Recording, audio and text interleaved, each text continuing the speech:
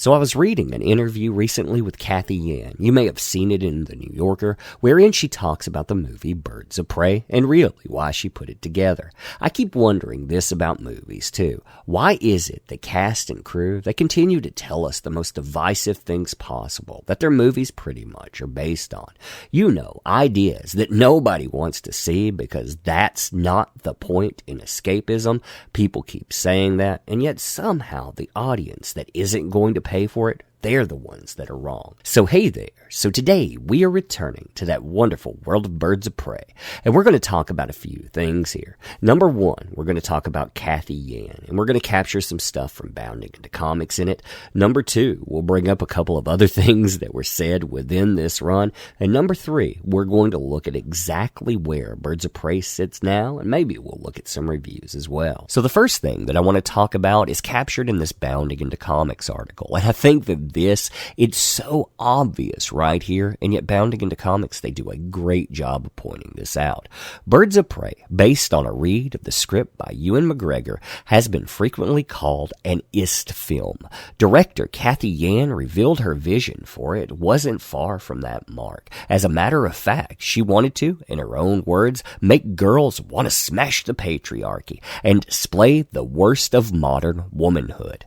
Now, when you think about that, what they're saying in this is that this was their sales pitch. This was the sales pitch that they threw out there to the people that were going to make this, to the people that were going to market this, to the cast and on. That was the plan all the way through. And you can see that in everything that people say, whether that be Ewan McGregor, whether that be Cathy Yan, or whether that be in the marketing for the film. Now, during a cringe-inducing read, we'll point those parts out, I noticed a few glaring things that I want to note as well. In 2018, shortly after going to Sundance with her first feature film, Dead Pigs, a satirical look at a rapidly modernizing Shanghai, she landed a meeting with Warner Brothers. Now, does that sound like something that would get you on Birds of Prey normally? Ooh, you want to come out and see my Sundance film, Dead Pigs. She continues, I put together a sizzle reel. Yan recalled the other day, sipping a Matka oat milk latte in a coffee shop near her home in Soho. Now tell me, that does not sound like entitlement personified. I'm like sitting around in Soho, sipping my Matka oat milk latte, smashing the patriarchy with my sizzle reel.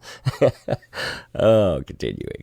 But it was not your typical sizzle reel. To a homemade remix of Diamonds Are a Girl's Best Friend, Yan set a collage of clips that embodied the worst of modern womanhood. Now, what really got me were these examples of the worst of modern womanhood, because we're not talking about going hungry here. We're not talking about actual needs like healthcare. No, we're talking about first world issues like, oh my God, a handbag. Did you get that diamond commercial? I mean, stuff that really, really just irritates me.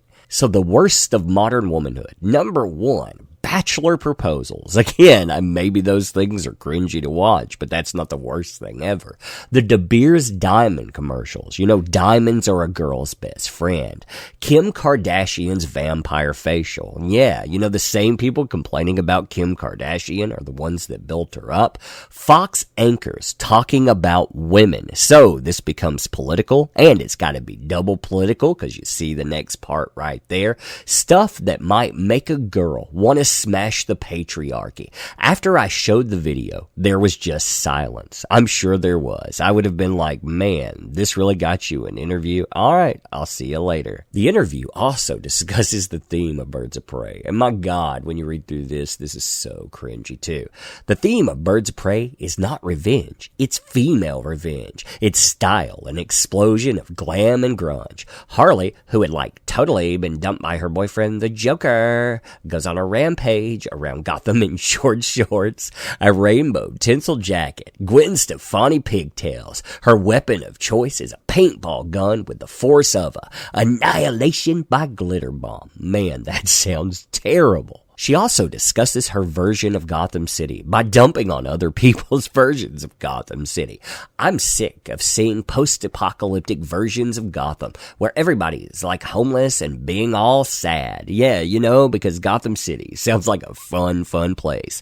But then again, this is somebody fighting the patriarchy, one latte at a time. Now, bounding into comics included something really interesting from Screen Rant in this article too, where Screen Rant agrees that Birds of Prey might inspire girls to quote-unquote smash the patriarchy, saying that feeling definitely made its way into the movie, as the plot follows Harley Quinn and other women fighting back against the dangerous men who control Gotham City. Screen Rant added, plus a large portion of Harley's story focuses on her emancipation from the Joker, whom she had just broken up with. Harley and Joker's relationship had always been toxic, and seeing her step away from that and finding her own happiness was one of the biggest joys of the film. I wonder how hard it was to find a joy in that film. Again, reading through these descriptions, because I know those empty theaters and I know all the people that were not enjoying it. They had a lot to say about that movie. Now, places like Box Office Mojo, they stand as testaments to the reality of what this does to a movie. I mean, if you look at this, only 5 weeks in now, you have Harley Quinn situated at a number 8 spot. And if you look at the movies it's behind, Onward, The Invisible Man, The Way Back, Sonic the Hedgehog, Call of Wild, Emma, Bad Boys for Life. I mean, again, 5 weeks in, it's already there. You also have this dipping yet again in its 5th week, losing 47.9% of its earnings. It's only bringing in $2,137,794 domestically. You have the theaters dropping off by 951 with only 2,173 showing it. And when you start looking into how much this movie is actually making, well, that's when you get into the good stuff. So this is the current breakdown of Birds of Prey and the fantabulous emancipation of one Harley Quinn. And I need you to keep a couple of things in mind.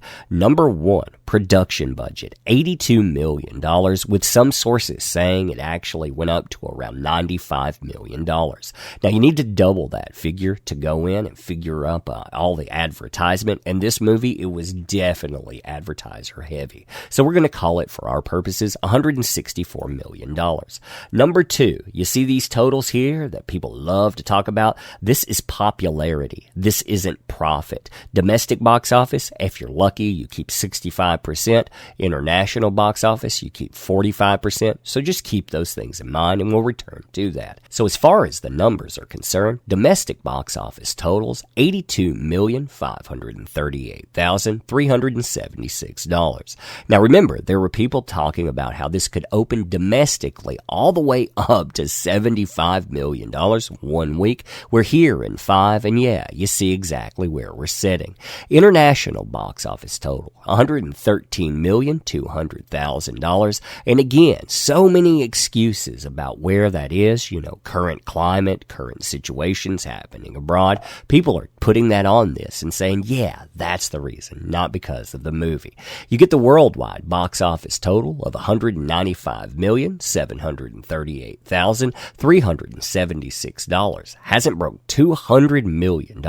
And considering the first movie, Suicide Squad, what it made, and also Joker making $1 billion, yeah, you should be talking about huge earnings here. Now, focusing on domestic box office, you can tell one thing about this movie, that it's pretty much plateaued. You're not going to see a lot of earnings going forward. You can actually see where it earned under expectations for its opening week. You have the reviews come in, and it's had a little bit of revitalization here and there, but that is actually underperformance incarnate. You can see the spread here too, the over-under for movies that are performing at this level. With this movie, if it were performing best at that level at $117 million, worst at $78 million, this, it's tucked away at $82 million, so it's not far from the bottom. If you start looking at this as profit and not popularity, well, they start looking a lot worse. I mean, on the domestic box office side, it's saying they get the highest rate at 65%,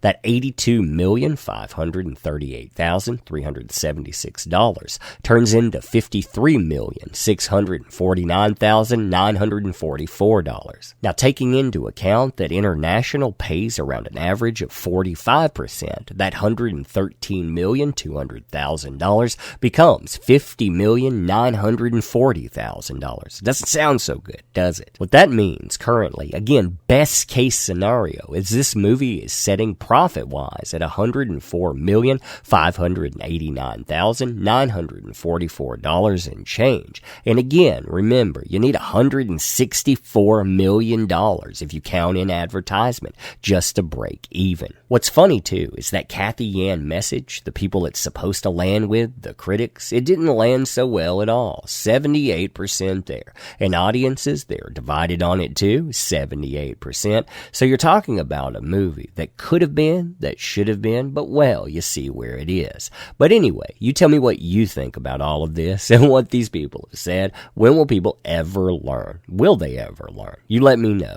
So, ending this too, I want to say thank you for showing up. Thank you for participating. You make this stuff possible. I don't want to monopolize your time, but I do want to thank you for it because I don't feel like enough people do that. Also, if you'd like to sub to the channel, we'll help it out and share videos. That's awesome. But, you just being here, that matters. I want to thank you every time we do a video because it reminds me, that you make this work. So anyway, thank you again. We'll be doing a video later, so check that out if you want.